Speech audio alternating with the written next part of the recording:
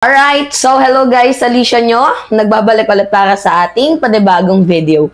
Actually mga minamahal, medyo na-late na ako sa balita pero sobrang na-shock at nagulat ako dito sa eksenang ganap na itong si Benny Abante ay meron palang final comeback.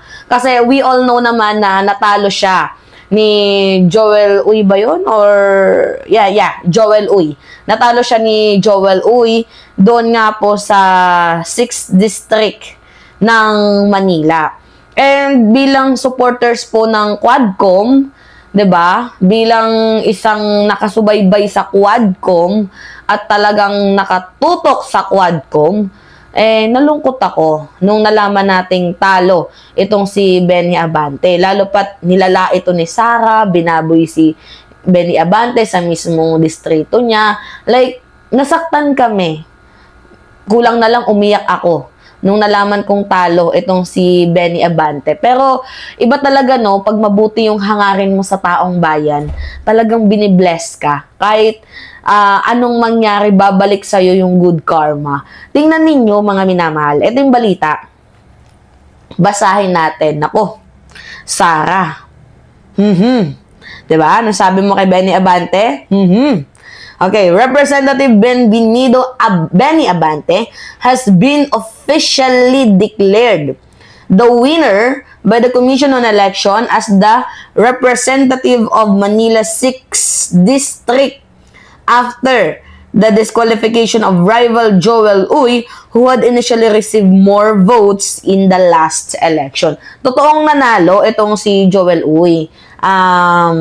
Madami ng slight ang lamang niya dito kay Benny Abante. Pero kasi, yung kaso ni Joel Uy, mga minamahal, paliwanag lang natin sa inyo voided po. And hindi ko alam bakit tinuloy pa ni Joel Uy yung kanyang candidacy, alam niya namang voided. Ngayon, na nanalo siya, syempre masakit sa kalooban niya, panalo siya tapos biglang ganito yung mangyayari. Pwede pa siyang magpetisyon. Okay, just to be fair naman, mga minamahal both side, pwede magpetisyon itong si Uy, dito nga po sa, pagka-proklama kay Benny Abante at pagka-disqualified sa kanya. Pero habang pinipetisyon yan ni Joel Uy, mananatili pa din na congressman itong si Benny Abante. Habang nagpe-petition siya, 'di ba? Masakit sa ulo 'yon. And yung panunumpa niya, annulled na po 'yon. Sa madaling sabi, pinawalang bisa na yung kanyang panunumpa, 'di ba? So, grabe yung comeback, no?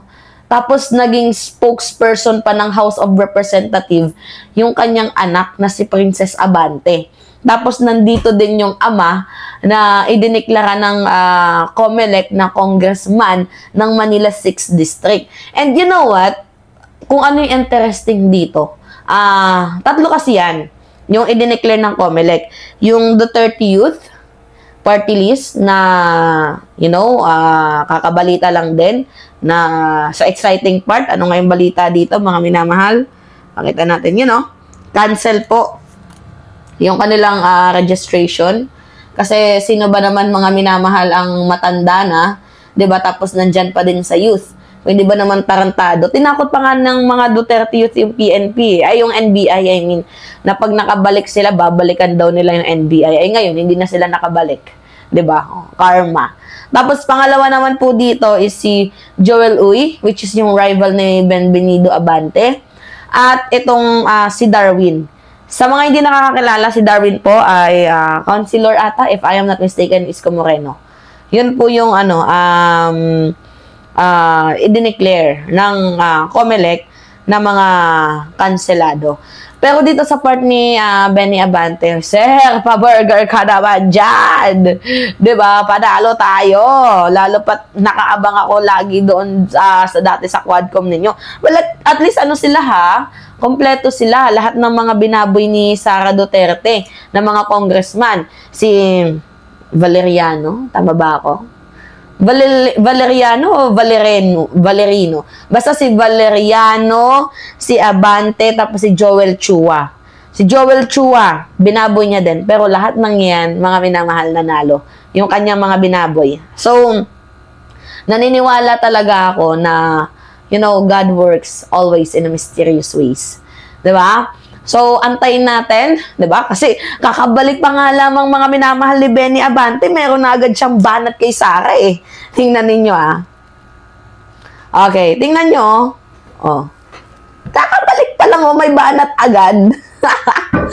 Sobrang tuwa ko naman nito. Talagang napaka-vocal. So, basahin natin.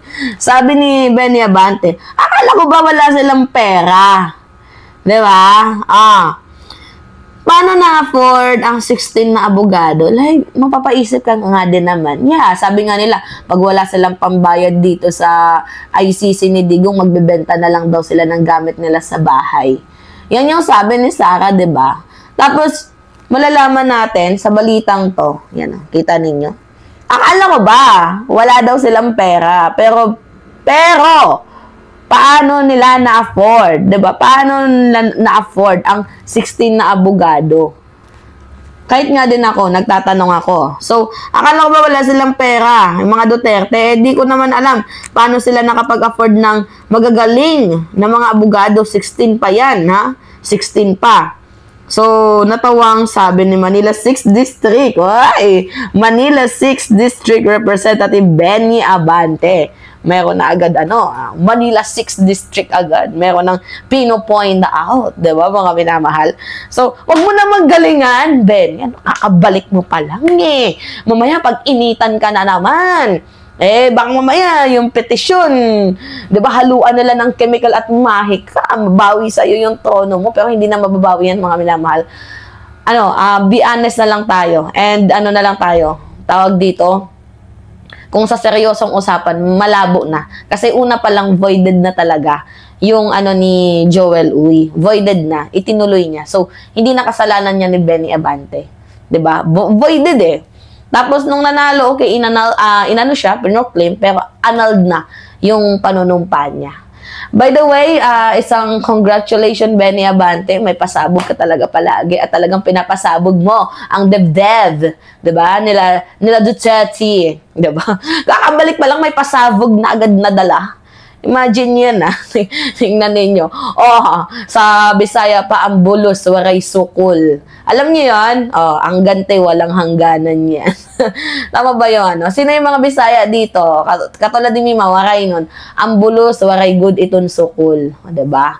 So, kumbaga sa madaling sabi, ang gante, hindi mo yan. Diba? Hindi mo ano bang term dito? Hindi mo kayang hawakan yan. Darating yan. Diba? Hindi ka man gumante, pero darating yan. Kumbaga, ang karma. Diba? When karma hits you back.